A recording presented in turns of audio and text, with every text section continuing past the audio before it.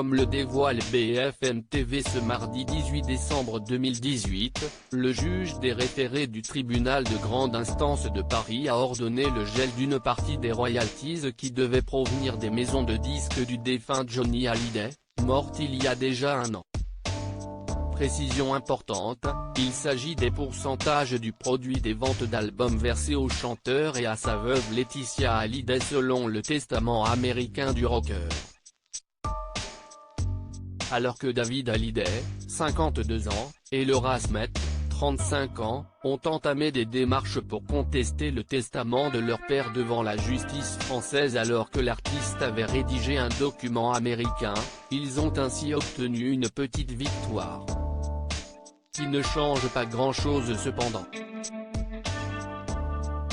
Il réclamait le gel de 75% des revenus générés par les ventes des albums de Johnny Hallyday, soit la part qui pourrait revenir à Laura, David, Jade et Joy, selon le droit français, mais la justice a décidé de bloquer seulement 37,5% des sommes détenues par Universal, Warner et Sony depuis le 1er janvier 2018, soit la part qui devrait revenir aux deux aînés, si le droit français venait à s'appliquer dans cette succession, précise BFM TV. Jade, 14 ans, et Joy, 10 ans, mineurs et qui n'étaient pas du tout demanderesses, vont donc obtenir leur part, soit 37,5% comme les aînés, et Laetitia les 25% qui lui sont acquis dans tous les cas. On peut même parler de victoire pour Laetitia et ses filles, car les 62,5% de royalties que représentent leur part à toutes les trois sont maintenant disponibles et peuvent leur être versées. En effet, depuis le début des procédures entamées par David et Laura, les trois maisons de disques s'étaient bien gardées de verser quoi que ce soit. Les avocats de Laura Smith et de David Hallyday avaient assigné les trois maisons de disques en charge du catalogue musical de Johnny Hallyday en septembre dernier car le trust américain, Bank of America, qui a récemment démissionné de cette fonction, auquel est confiée la gestion des biens du rocker au profit de Laetitia Hallyday voulait faire entrer dans son giron les royalties mais aussi 4 motos Harley Davidson, 3 voitures de luxe et que pour eux, si cela venait à se faire, l'héritage de leur père devenait intouchable. Dans son testament, Johnny Hallyday a notamment prévu de regrouper l'ensemble de son patrimoine dans un trust baptisé JPS, pour Jean-Philippe Smith, et basé en Californie. Ce trust a été établi au seul bénéfice de Laetitia Hallyday.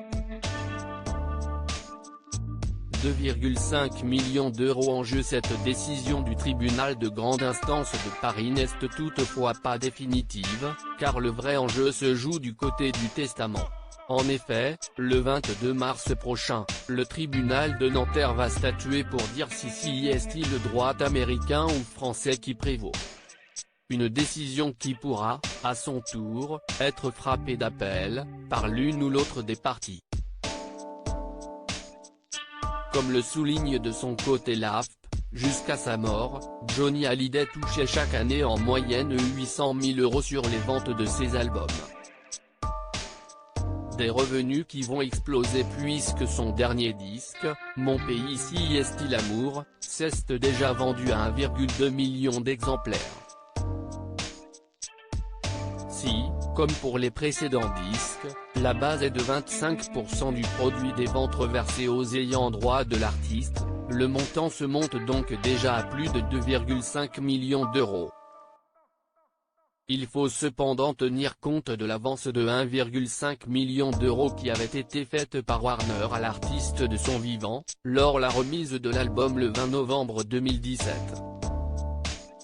À noter que, jusqu'à présent, les grands enfants de Johnny ont déjà obtenu dans une autre procédure le gel provisoire des droits d'auteur, les revenus tirés de la diffusion des titres du chanteur auprès de la SACEM, la Spédidam et la Dami, de la propriété de Marne la Coquette et de la moitié de la Villa Jade à Saint-Barthélemy, l'autre moitié appartenant à Laetitia.